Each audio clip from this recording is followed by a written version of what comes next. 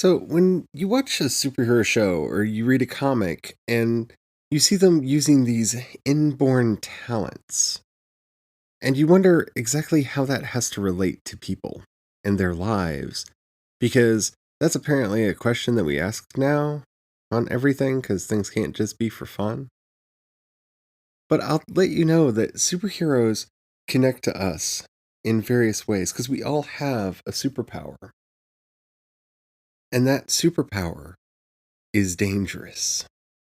And so, like Spider Man before us, we all must learn with great power comes great responsibility. And I want to talk about that on today's Project Shadow. Can you hear me? I have something to say.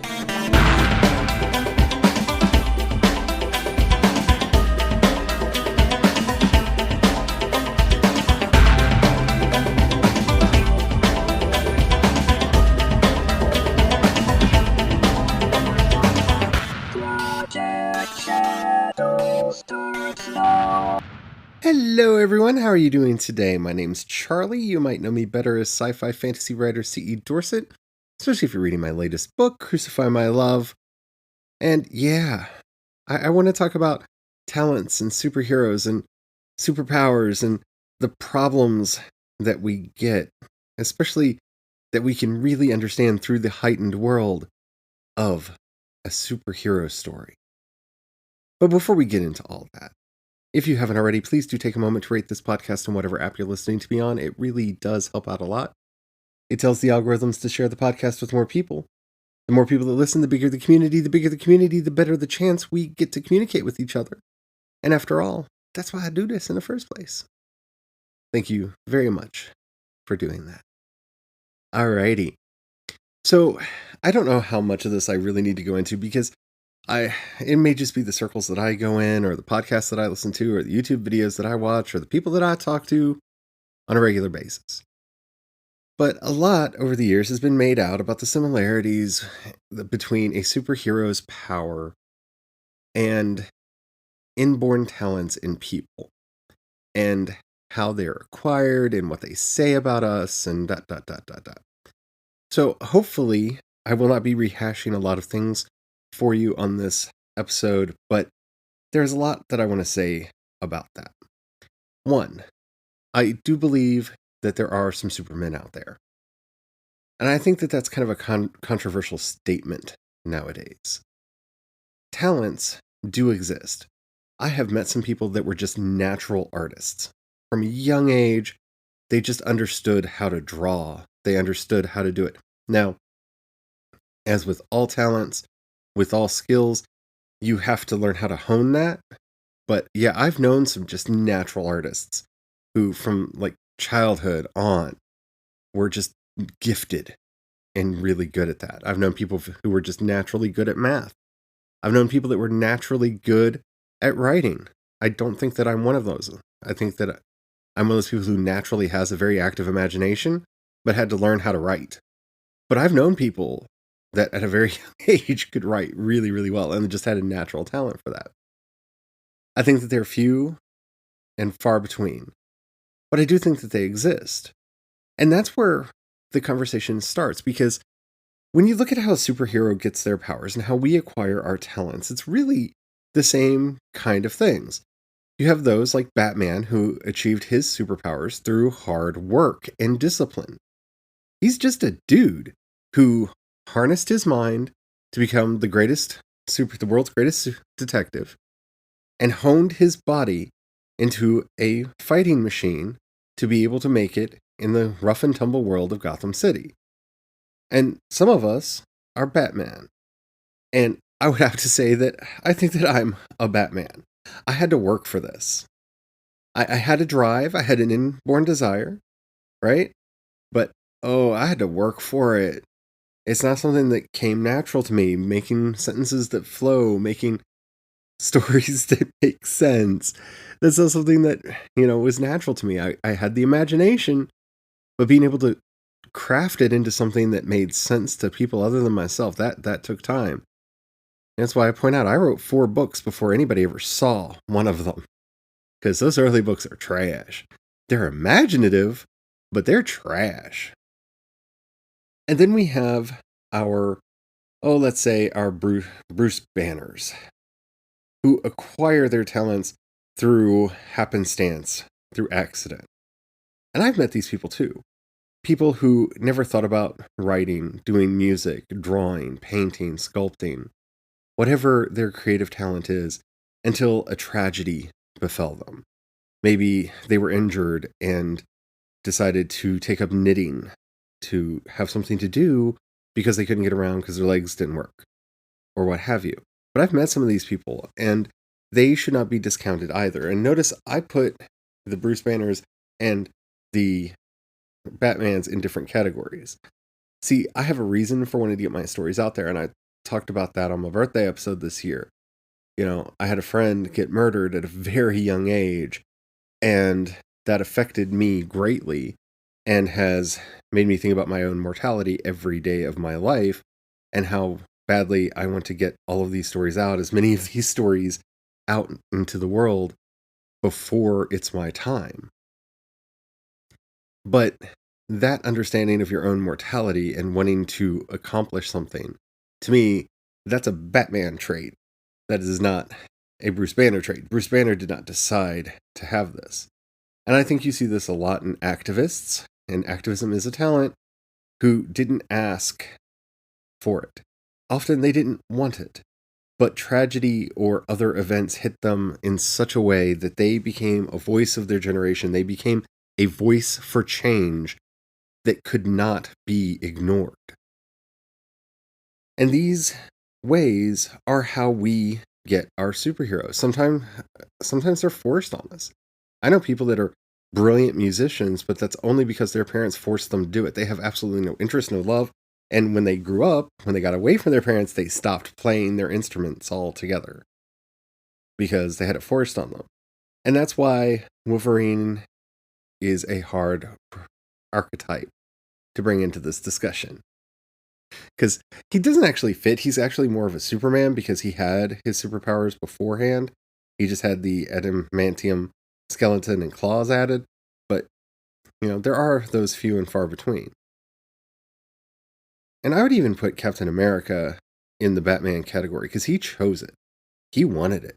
And he worked for it because he had to prove that he was the one that they should choose for the super serum. But what is the dilemma then? When I say in the dilemma of talent, what am I talking about?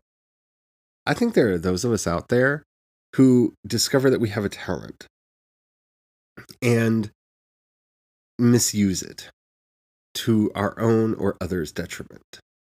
And I think that's easier to do now than it has ever been before. And that's where we need to watch ourselves. Because power is power. We talked about this some when we talked about the Jedi and the Sith and their use of the Force and what that means about the power dynamics that exist in that universe.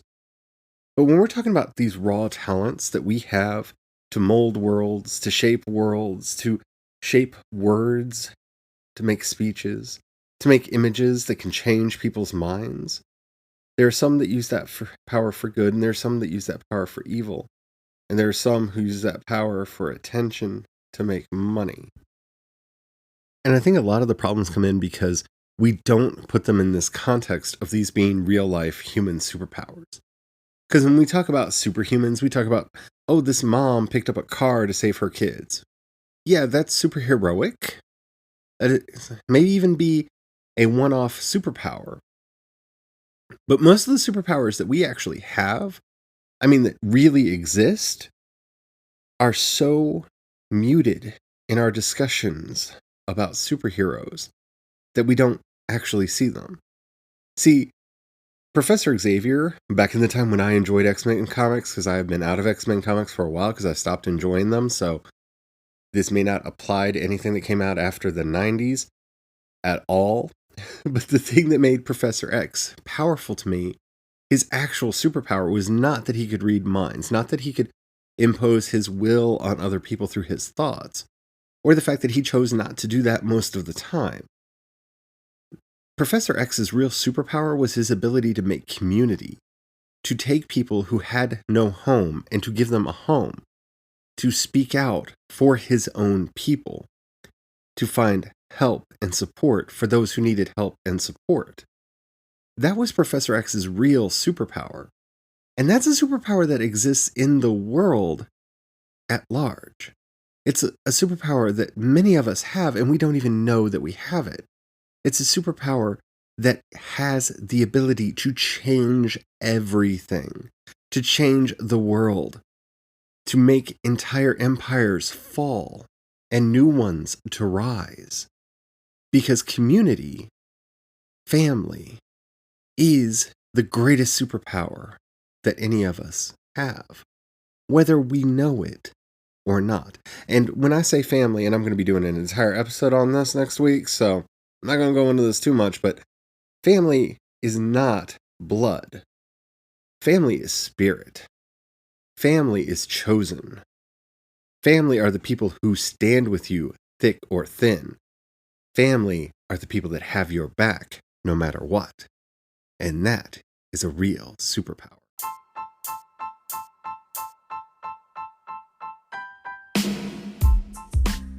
Now, the dilemma that we face is something that I think all of us face, whether we're creative, whether we're just going about our lives, just doing what we do, whatever it is that we don't actually exercise our talents to their fullest potential. And that's a really hard thing to talk about nowadays.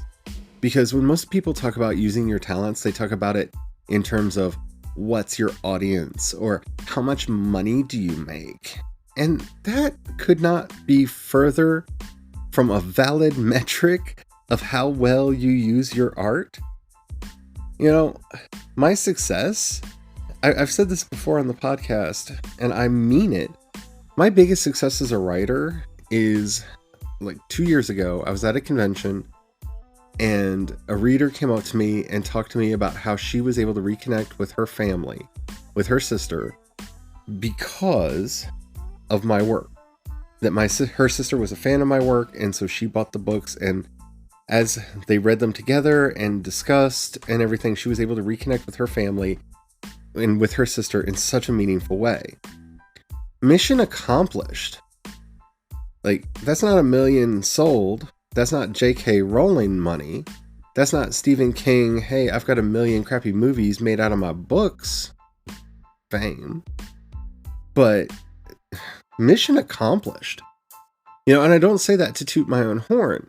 What I'm saying is I think we have our priorities completely inside out and backwards because of the power fantasies that we often fall in. See, a real superhero knows that the real thing that they're trying to do is save just one person. As long as they can save just one person, they've saved everyone. And I'm not saying that in terms of like, you know, well, Superman's going to save Lois or anything like that. I'm saying that person that they saved, that one person. And they have to go one person at a time. It's the small victories that add up to the big victories. It's the small victories that add up to the huge victories. It's the small victories that give us strength. It's the small victories that eventually add up into bigger and bigger victories. And that's where I think we get lost. You see, we have suffered through so much great man history and through so much great man literature. And I don't mean great person, because let's be honest, it's almost always a man, and it's always a cisgendered, heterosexual white man for the most part. There's a few exceptions to that, but they are notable and nameable because they are exceptions. That we think that one person has to do everything. That we think one person has to take over. One person has to be the leader. One person has to master the whole thing. And that's a dangerous way of thinking. One, because it encourages way too many people to become followers of those that they deem as great leaders. But also because it teaches us that if we're not doing the big things, we're not doing anything. And that's not true either. See, it's alright to have those power fantasies. It's alright to enjoy Superman. But what we can't let ourselves do is believe the lie that we have to either wait for the Superman to come along and save us, or that if we're not that Superman, we can't do the saving. Because in reality, in the real world, in this very place that we live, it's the little things that add up. It's the work done by the collective that works. The world has very simple and straightforward rules. It's the rain and the wind that tears down the mountains, not the individual raindrop. We are the river, we are the ocean, we are the lake, we are the sea. Each of us an individual drop in that tiny, tiny space. But all of us together are the mighty ocean, and our waves can tear down walls. And that's what we need to remember. That's how we need to be strong.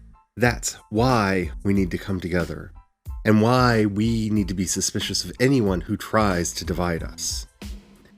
Because our real superpower as a species is unity.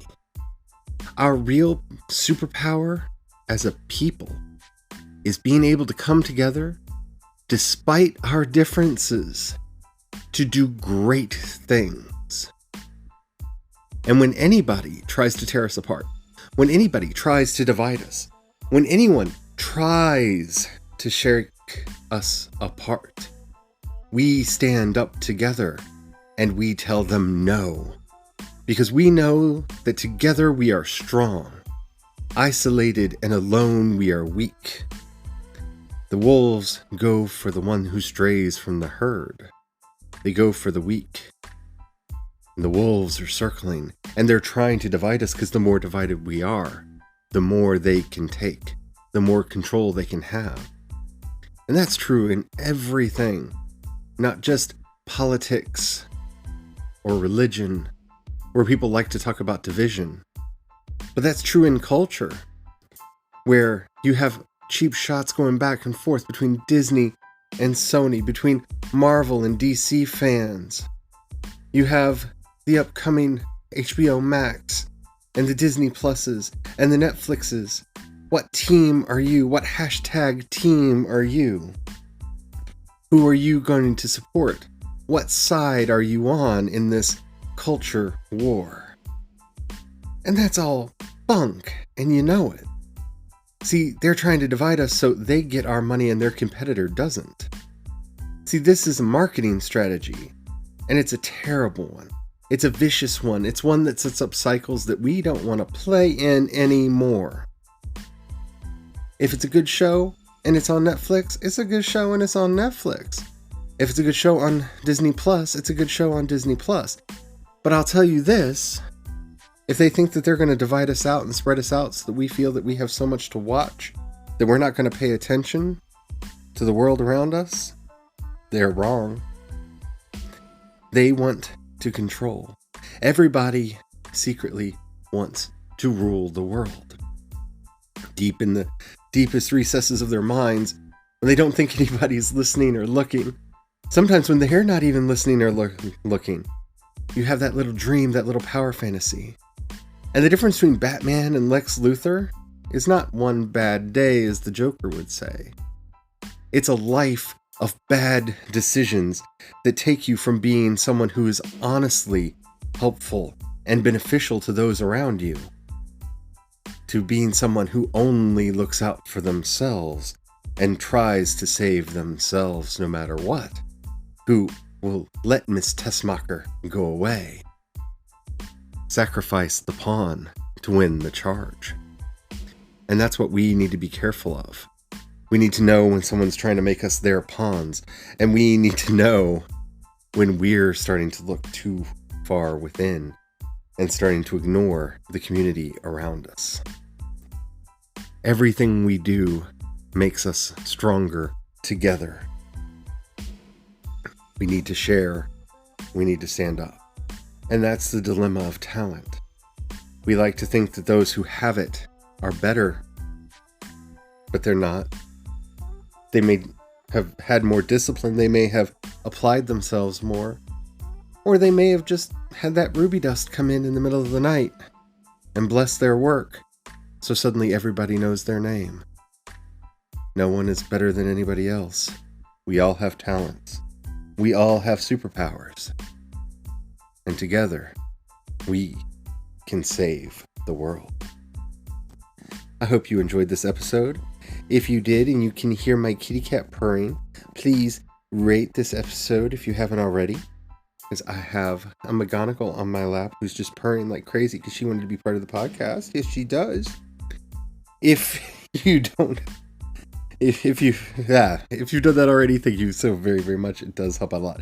If you have any questions or comments or topics you'd like to hear discussed on the show, you can go into the show notes and leave me a voice message. Keep it short, keep it clean so I can use it on the show. I would love to hear from you.